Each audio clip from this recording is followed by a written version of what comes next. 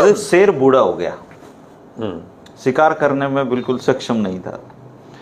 तो उसने सोचा कि कुछ तरकीब लगानी पड़ेगी, नहीं तो भूखा मरेंगे।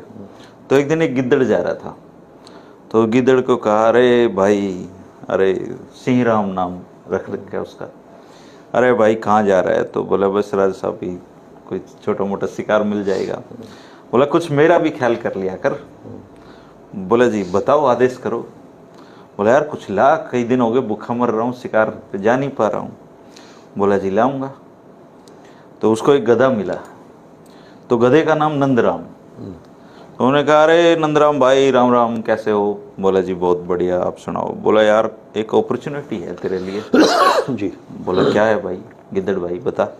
बोला, जंगल का राजा हो गया बूढ़ा, और उसने सोचा कि मैं अपने मरने से पहले किसी को अपना उत्तराधिकारी घोषित कर जाऊं। उसने जो सारी तरह से पता करवाया, तो पता चला कि जो नंदराम गधा है वो सब तरह से योग्य है, तो वो आपसे मिलना चाहते हैं ताकि आपको से चर्चा करके आपको राजा घोषित करा दें। तो गधा बेचारा खुश हो गया। गधा, गिद्दड़ आगे आगे, गधा पीछे पीछे। तो गधे की शेर की गुफा में घुसते ही गिद्दड़ ने कहा, राजा साहब आपका उत्तराधिकारी आ गया है। तो शेर बड़ा खुश हुआ, उन गधे को, नंदराम को अपने पास बुलाया और एक पंजा मारा उसके। तो पंजा पूंछ पे लगा, पूंछ टूट के गिर गई। तो गिद्दड़ में इतना, गधे में इतना दिमाग तो था ही कि क्या हो रहा है, तो वो भाग गया जी दुलत्ती मार के, वो बहुत दूर निकल गया। लेकिन पूंछ राजा के, शेर के हाथ में आ गई। बोला, यार ये तो हाथ आया हुआ शिकार चला गया। बोला, जी कोई बात नहीं, मैं मना के लाता हूँ।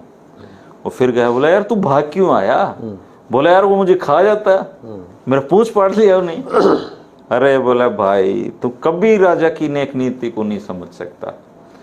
राजा ने सोचा, जब तू सिंहासन पे बैठेगा तो तेरा ये जो गंदा सा पूंछ है ये गंदा लगता, इसलिए उसने इसको उखाड़ा है, तो वापिस चल।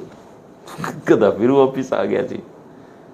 तो इस बार शेर ने पंजा मारा उसके सिर पे, तो वो जो कान है वो शेर के हाथ में आ गए।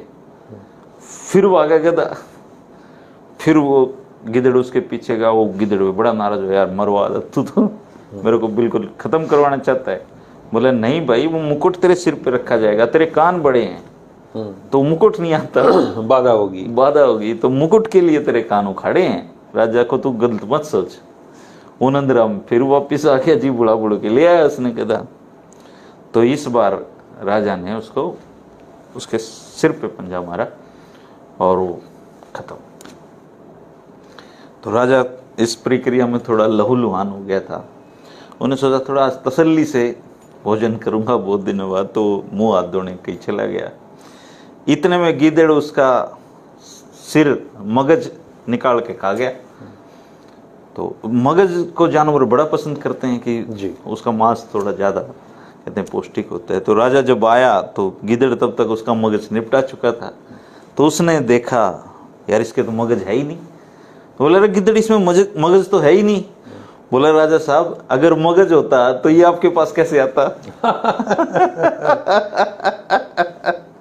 ये हमारे दर्शक साथी हैं, उन्होंने देखो ये कहानी जिन्होंने भेजी उनको बहुत बहुत आभार। लेकिन जबरदस्त है ये, और राजनीतिक व्यवस्था पे इससे बढ़िया तंज कुछ हो नहीं सकता।